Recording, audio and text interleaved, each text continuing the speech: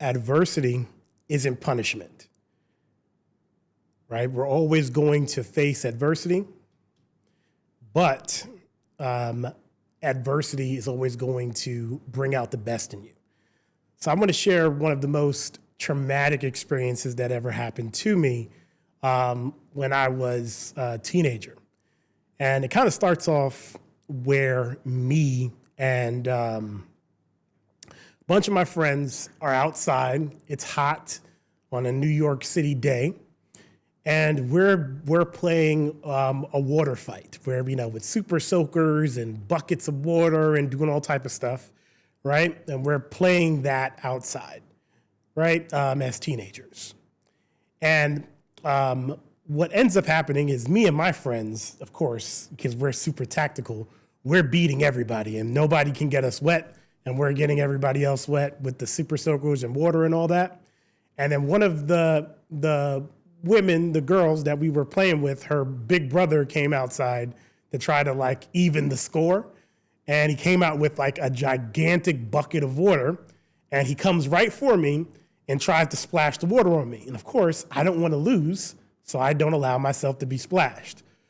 And I make a mistake though, and I end up actually stepping out into the street, and a car happens to be coming straight at me as soon as I walk out onto the street, not thinking, and the car smacks and hits me, and I flip and do a somersault and pass out temporarily and wake up a little bit later in a little bit of pain, but only a few moments had gone by. But in that time frame, something very crazy happened to me as a teenager. It's really hard for me to explain, but I see this big flash of light, probably from it getting hit with the car. And I just see a bunch of light and stars and stuff like that. And it's almost like I see my life flash before my eyes. It's not just my past flashing before my eyes. It's like two separate timelines flash before my eyes that I see. It's like I can remember this happening to me, right? Where I see what happens if I go one direction and what happens if I go another direction. It's like a fork in the road that I can either go one way or I can go the other way. And it was very, very, very jarring, right? And I guess that type of thing happens when you think you're about to die, because that's what I thought once I realized, oh snap, that car is going fast. Boom, and it hits my body, right? Luckily, as you could tell, I'm a big dude and I'm strong. And as I was I was a teenager, so I'm in the prime of my, ability to be big and strong. So I got hit and I was able to actually walk away from it without too much happening. I had a little fracture in my chest, a little, sprain of my ankle, and my shoulder was separated. That's all that happened from getting hit by a Toyota Camry going fast on the street. But again, that, fork in the road that I saw, that basically told me that, Arthur, you can go this direction or you can go that direction. And if you go this direction, your life may turn out amazing. And if you go this other direction that you keep fooling with, your life may not turn out exactly the way that you want.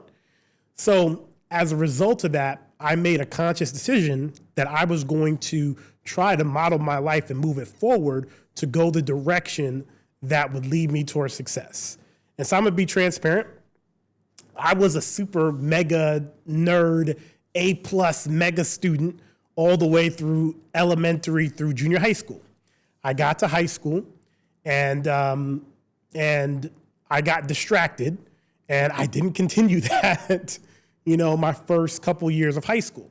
And so I was behind a little bit in some of the things, which really for me didn't make any sense, but I was, because I just decided not to do my work and to do other stuff and chase this and do that and hang out and do all these different things, right? Still was the same smart guy, but I had gotten discouraged because I took basically the SAT exam when I was 13 years old, and I blew it out of the water, right? It was already good enough to get me into college. And all the classes I was taking, except for a couple of them, I felt like I wasn't challenged and they were really boring and I couldn't really even stay awake.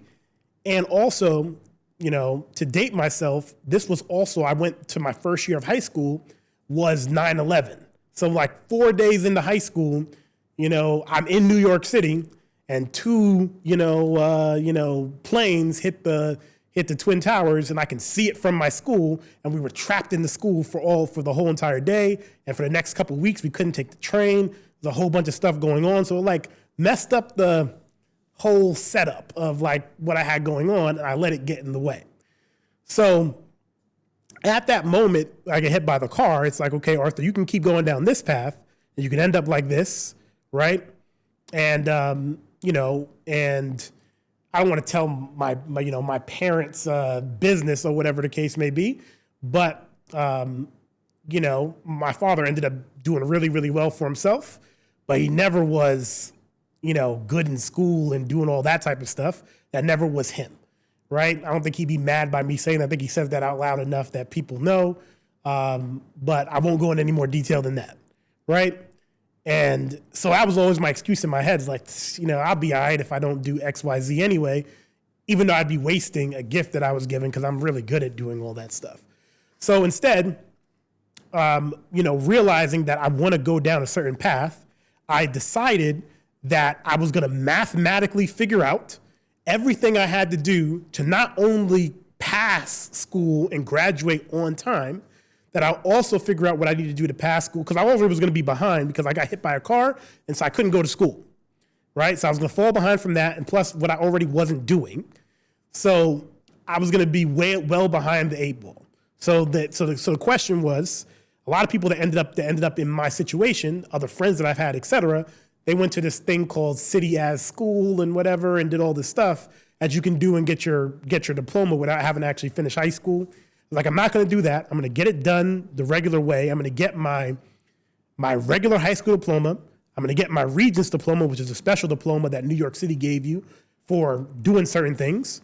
I'm also going to pass my major in high school, because I went to a special school where you can pass a major that gave you college credits. And I'm like, I'm going to finish that, and I'm going to do all of those things, and I'm going to get them done on time and not have to do any extra time in school. I'm going to graduate and walk across the stage on that day because I feel like I'm smart enough and good enough that I should be able to do it. And I think that also my father would be proud that I did something that he didn't necessarily go do. So I'm like, boom, we're going to do this. And also the father proud thing is, there's always like a little tension, maybe whatever with parents, especially father and son type things. And up to that point, I didn't ever really feel like my father was proud of me, right? So I said, I bet if I do this, right, I bet I'll probably make him proud. So let me do that too while we're at it. So I do that. I figure out that I need to go to summer school to make up for what I'm about to miss. I need to retake those exams that I was going to miss. Boom, take care. I did that.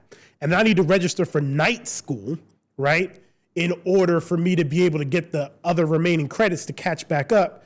And I need to do all that at the same time. And I don't want to stop any of my extracurricular activities that I was doing, so I need to do them all. So basically, I had to make a schedule where basically I was out of the house from 7 a.m. in the morning, right, till about 10:30, 11 o'clock at night, going to day school, extracurricular activities, and going to night school, and I knock all that out. And when I'm in night school or whatever, my teachers are like, why are you even here? Why didn't you just do it during the daytime? This is so easy for you. And I'm like, life happens, right? Don't worry about it. Just give me my A grade and let me go and graduate. So I do it. I get to walk across the stage. I get the high school diploma. I get the Regents diploma. And I get the Brooklyn Tech diploma that they call it, which actually means that I did my actual major, right? And through all of that, it's funny because some people say now that I have a really great work ethic, right? But I didn't have one before then. That event that occurred, that bit of adversity, some of it self-imposed, some of it by me getting hit by a car, right, made me learn how to buckle down and work hard. And also my previous experience, which I've talked about in another video, about, teaching myself coding like really, really hard because I wanted to impress a girl, let me know that I can learn something really fast. So I was like, I can do all this stuff at the same time if I put my mind to it and I don't leave any room in my schedule for anything else but doing these things, and I get super focused and I hyper focus in and work on this, I can make it happen. And that experience gave me the confidence to feel like I can do that for the rest of my life because I successfully did it. Successfully did it for the girl, and then I successfully did it again for myself and also to make my father proud. And, lo and behold, when I, did walk across, which he was actually like, dang, you graduating? He was like, oh man, I thought that I thought you probably wasn't going to do that, so yeah, I'll be there. So, he showed up, he's like, yeah, that's my son. Da-da-da. He gave me £1, all that. We took some pictures with some old school Polaroids. This was before social media, all that stuff. And, he was proud. And I was happy. I was happy about that. There's only a few times where he's been like proud like that. At least when I was younger. Now he's proud all the time. He's like, yeah, he's always trying to show me off. Like, yeah, my son is Big Papa Cole. Let me show you. I can hook you up. He talk to him. He'll get you. I'm like, Dad, chill. You telling people I'm gonna do too much stuff. But at the end of the day, that felt amazing, right? And that adversity taught me how to lock in and do something when the time comes. So I'll say that don't shy away from adversity. And when you do reach adversity, be okay to go through it, because it definitely was not fun doing it at the time. I ended up stop being friends with a bunch of people and doing a lot of things, et cetera, because I was locked in on doing my work. And, but it all worked out, I know for good, in the long run. And I'm very happy with the result. And if I would not have done that, there's other opportunities that came up later because I actually took the time to make sure those things happened that wouldn't have been available to me had I not, decided to go through that. Because everybody else around me, there was no person that told me I should put myself through all that. Everybody else said, just go to City As. Even my pops was like, yeah, whatever. It's not a big deal. Ain't nobody going to care about what you did in high school in 15 years from now. It's not a big, nobody was telling me I need to do it, right?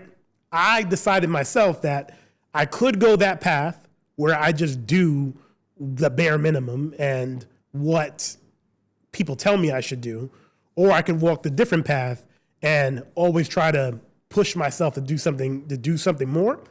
And also that gave me the habit of, when I make a decision, I don't do the thing where I think I might take the time to make the decision, but once I make it, I'm just going to go do the thing, right? Because, I already have decided that I'm going to do it. So I'm not going to not do it after I said I want to do it, right? So normally I treat most decisions, as like a closed door, the whole burn. I don't know if you've ever heard the concept of burning the ships. Like you go to the island, you burn the ship, so the only way you get off the island is if you conquer it, right? I pretty much closed the back door, right? That I'm gonna go ahead and do the thing that I said I'm gonna go do. I cut off my ability to be able to turn it around. I sign up for what I gotta sign up for, pay for what I have to pay for, and make sure that that now I'm obligated to go and fulfill and do the thing once I've made the decision that I'm going to do it. And I try to, hold up that standard for myself. And, I let myself have a little bit of flexibility on that. But for the most part, once it's said, that's it. We're going to go and do it. So yeah, hopefully that, you might take that to heart and it helps you in some way.